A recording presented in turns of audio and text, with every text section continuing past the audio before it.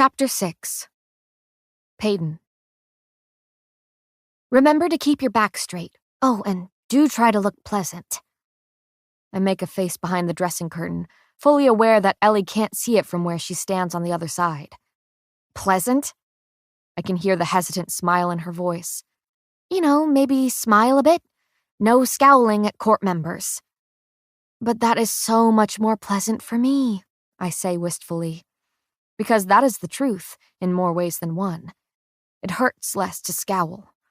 There is no sharp, searing sensation that accompanies the downward turn of my lips. But a smile has quickly been associated with pain, leaving little joy to remain in the action. My fingers deftly trail the jagged scar running down the side of my neck, stopping only when it reaches my collarbone and the carving beneath it. Like Braille, the severed flesh tells a story. Each drag of the king's sword is traced along my skin, embedded into my very being. Are you all right back there?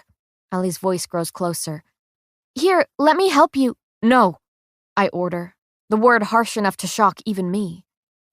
The command is met with a long, unbearable silence from the other side of the screen, until finally a soft, "Oh, okay," shyly meets my ears.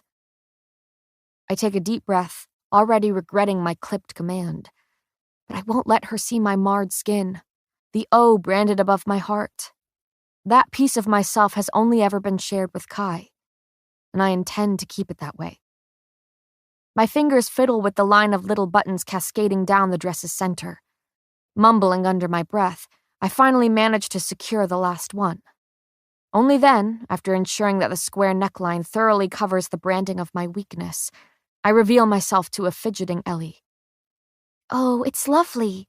She moves to step behind me, hesitating slightly. May I tighten this tie for you? I swallow, once again ashamed that I'd snapped at her. My apology takes the form of a slightly pained smile. Yes, of course. She makes quick work of the tie, stealing my breath with each tug. Do you think Adina would like this dress?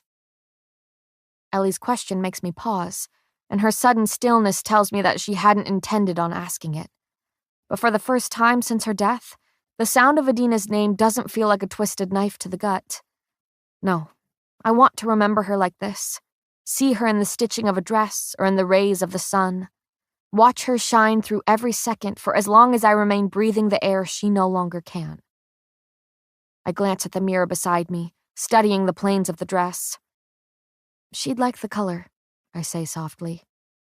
Ellie's relieved breath tickles the back of my neck. She would say that the deep blue brings out my eyes. But plague knows she'd ensure the skirt was...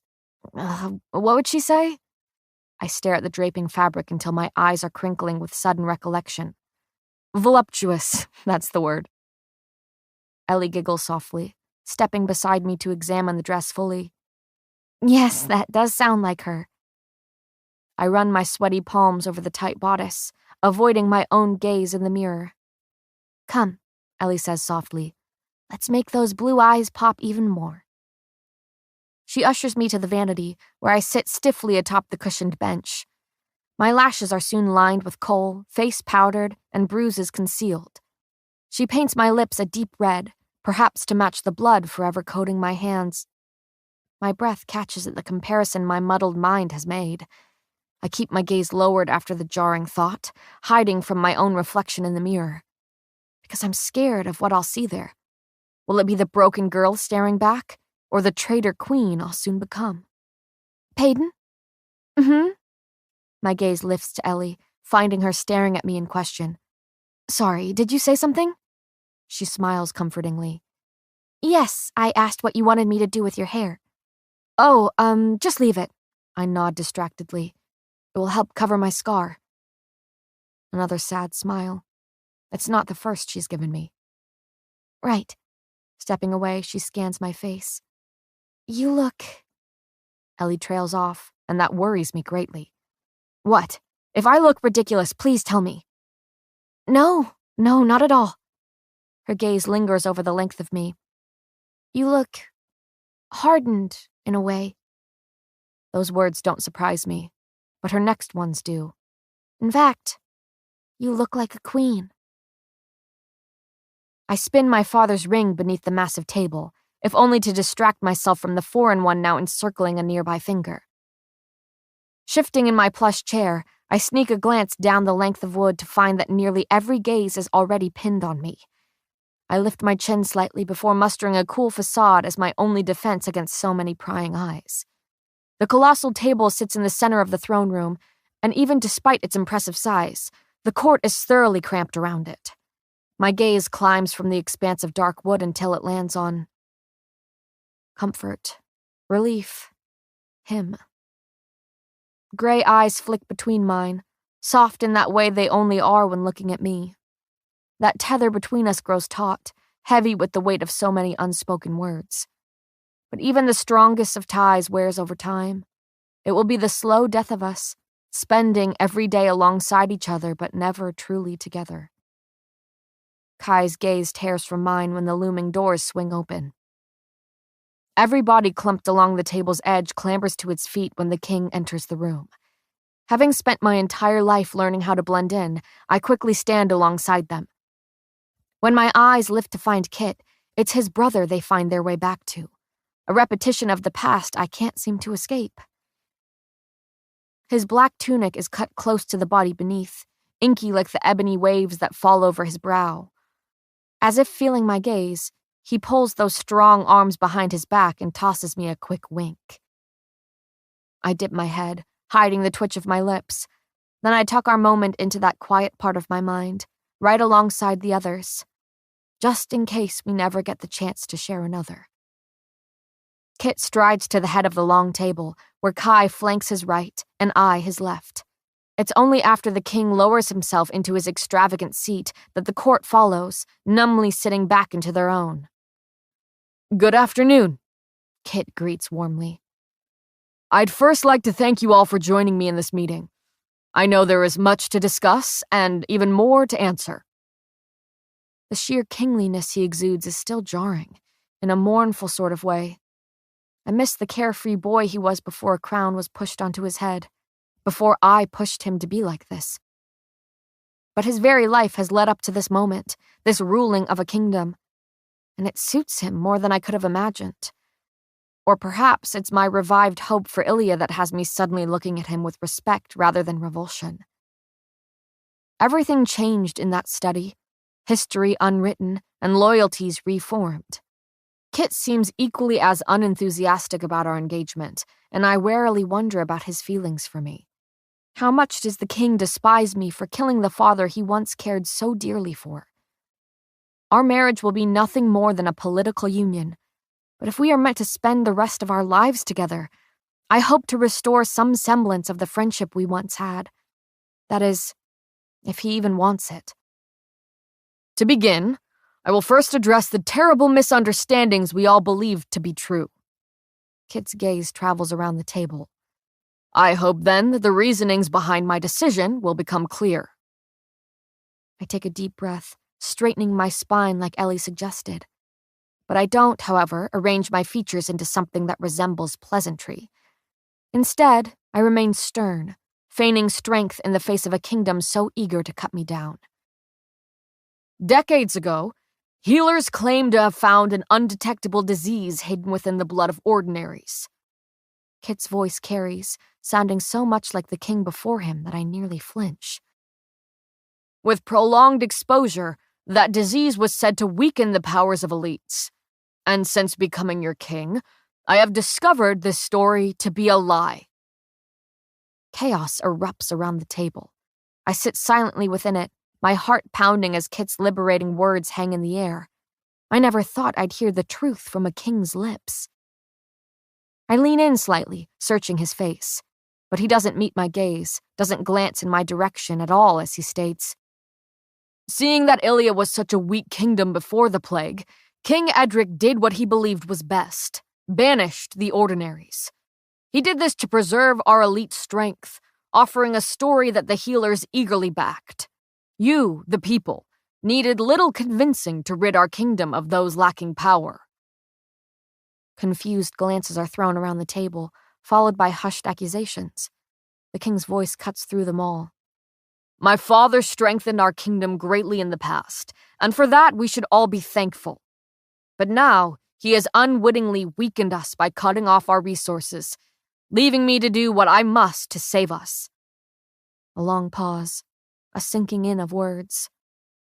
"So we will welcome the ordinaries back to Ilia." My lips twitch into a smile. After decades of lies, us ordinaries deserve a far grander reveal, a proclamation across the kingdom. But this is the best apology an elite king will give, so I revel in it. Kit's words spark an eruption that ripples down the table. Men and women of all ages push to their feet, shouting incoherently as the world they once ruled now shifts beneath them.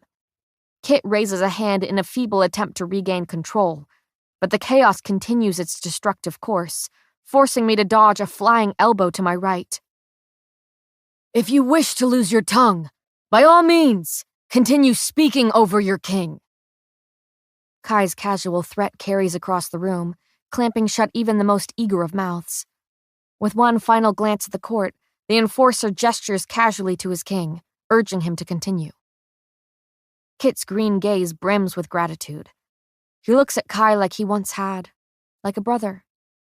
But the moment passes too quickly. Without warning, he's suddenly morphed back into a king addressing his court. "I know this is an adjustment. I was shocked to learn of my father's deceit, though it benefited us all. He was a harsh man who would happily kill for power, as do most kings. And after speaking with Callum, I realized that the resistance was simply a voice for those harmless ordinaries." He lets the words sink in before uttering more. "Banishing them, as my father once had, strengthened our city once. Allowing them back in now will do the same." My ears ring slightly as I release a shaky breath. I never thought this day would come. Never imagined living in a world where I no longer had to hide what I wasn't. Kit may only be allowing ordinaries back in Ilia to appease the surrounding kingdoms, but it is a start. A man shoves to his feet across the table, and my eyes fall to the pin of Ilia's crest that names him the court's spokesperson. His head of mint hair is next to draw my attention, followed by the words he utters evenly. "Even without a disease, they'll dwindle our power if we reproduce with them." Them. I hadn't realized my hands were curled into fists beneath the table until my nails threatened to draw blood. "Over time, maybe," Kit was saying. "For all we know, there may be benefits to mixing the blood of elites and ordinaries. But you will find that ordinaries willing to procreate with an elite are few and far between." Questions begin flying around the room, echoing off the many marble pillars framing it. "And what about her?" My head snaps towards the shouted accusation to find a bearded man pointing his thick finger at my face. "What about your heirs? Will you taint your royal line with the blood of an ordinary?" My stomach twists, lungs suddenly too tight beneath the constricting fabric of my dress. Kai jerks to his feet and nearly topples the chair behind him. I stand too, readying myself to step between my enforcer and the man testing his patience. "Enough!" It's the king who says this, diffusing Kai with the stern word. "I will not have my judgment questioned, nor my future lineage. If the heir to my throne possesses less power, then so be it. That is a small price to pay for a thriving kingdom." His words should startle me more, but I've always known of Kit's love for Ilia. That alone is why he's willing to sacrifice power, not for the ordinaries, not for me. A woman stands on heeled shoes, her gown pristine. She is the perfect picture of offensive elite privilege. "None of this changes the fact that she is a criminal, a king killer." I can't help my wince at the uproar that follows her words. Hands rise in objection, their voices doing the same. My gaze slowly climbs to Kit, awaiting what words he strings together. It's my life, or rather, my imminent death, that he now holds in the palm of his hand. A terrifying realization courses through me, heating my cheeks with the blood Kit likely wishes to spill. He must ache to grant these shouted requests for justice. After everything I did, He was going to kill me. That is, until I became useful to him. Kit's voice is even, eyes expertly avoiding mine. Peyton was defending herself. It's a simple, defiant explanation that no one will dare oppose. My father suffered a deep blow to the head during the chaos before stumbling into Peyton. Due to his injuries, he was confused and not all in his right mind. In his hazy state, he came after her, forcing Miss Grey to defend herself against him. Now I will hear nothing more on the matter. The scar above my heart sears, as if to remind me what truly happened that day. I will leave my mark upon your heart, lest you forget who's broken it. My eyes fall to the fisted hands in my lap. They shake slightly, rippling the blue fabric beneath. I can feel the imprint of the sword's hilt, remembering the exact amount of pressure used to drive the blade through Edric Azer's chest. Feel the flick of a dagger, the release of a bowstring, the plunging of a sword. Every death I've doled lives in the lines of these hands, and I fear who will find themselves beneath their next calloused touch. Flyers will be distributed throughout the city. I blink back to the present, Kit's words filling my muffled ears. They will announce our engagement to Ilia, but most importantly, to the surrounding cities. I will send messages to Dor and Tando while searching for a way to deliver the news to Isram. On these scrolls will be what we spoke of today, every reasoning and explanation. In 2 days' time, we will host a parade in celebration, and any remaining ordinaries within the kingdom, or anyone outside it for that matter, are to be welcomed. Mouths open in unison around the table, but the king is speaking before sound is able to escape them. That will be all. Thank you for your time. I can practically hear jaws snapping shut at the dismissal. Kit then stands, and after a moment of hesitation, extends a hand to me. My eyes slide to Kai, even as I slowly reach for his brother. But he doesn't look at me. No, the enforcer's gaze is on the palm I've placed atop the king's, growing darker with every second our skin grazes. As we stride from the room, hand in hand, I will Kai to meet my eyes and read the message within them. Pretend.